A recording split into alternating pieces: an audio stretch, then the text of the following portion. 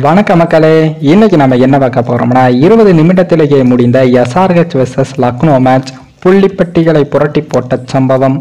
அதாவது ஐபிஎல் 2024 ஆண்டுக்கான 57வது லீக் போட்டியானது நேற்றைய தினம் நடந்தது. அதில் எஸ்ஆர்ஹெச் மற்றும் லக்னோ அணிகள் மோதியது. இந்த போட்டியில் டாஸை வென்ற லக்னோ அணியானது முதலில் பேட்டிங் செய்வதாகவும் அறிவித்தாங்க.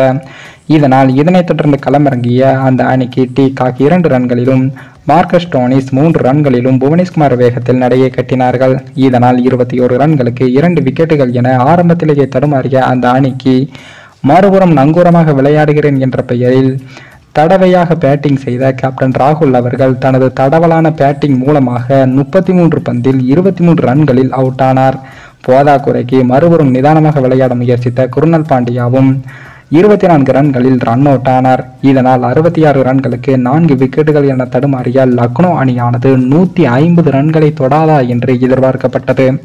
அடுத்ததாக ஜோடி சேர்ந்த நிக்கோலஸ் பூரன் மற்றும் ஆயுஷ் பத்தோனி ஆகியோர் அதிரடியாக விளையாடி 5வது விக்கெட்டுக்கு 99 ரன்களை பார்ட்னர்ஷிப் அமைத்து காப்பாற்றினார்கள். இதில் ஆயுஷ் பத்தோனி 55 ரன்களும் நிக்கோலஸ் பூரன் 47 ரன்களும் 20 ஓவரில் லக்னோ அணி 165 ரன்களையும் எடுத்தது. ஹைதராபாத் சார்பில் அதிகபட்சமாக புவனேஸ்குமார் 2 விக்கெட்டுகளையும் எடுத்திருக்காரு. இதனைத் தொடர்ந்து 166 ரன்களை துரத்திய ஹைதராபாத் அணியானது எப்படியும் தடுமாறும் என்றுதான் எதிர்பார்க்கப்பட்டது. ஏனென்றால் லக்னோ அணியின் பேட்டிங்கை பார்த்து பிட்ச் ஸ்லோவாக இருப்பதாக ரசிகர்கள் நினைத்தார்கள்.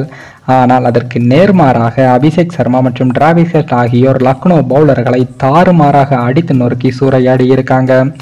இதன் காரணமாக 6 ஓவர் முடிவில் ஹைதராபாத் அணியானது 107 ரன்களையும் குவித்தது. ஏற்கனவே டெல்லிக்கு எதிரான போட்டியில் ஹைதராபாத் அணியானது 6 ஓவரின் முடிவில் 125 ரன்களை அடித்து ரசிகர்களுக்கு நினைவு இருக்கும். அதன் வாயிலாக ஐபிஎல் வரலாற்றில் பவர் பிளே ஓவர்களில் 2 முறை 100க்கும் மேற்பட்ட ரன்களை அடித்த முதல் அணி என்ற மாபெரும் சாதனையை ஹைதராபாத் அணி படைத்து உள்ளது.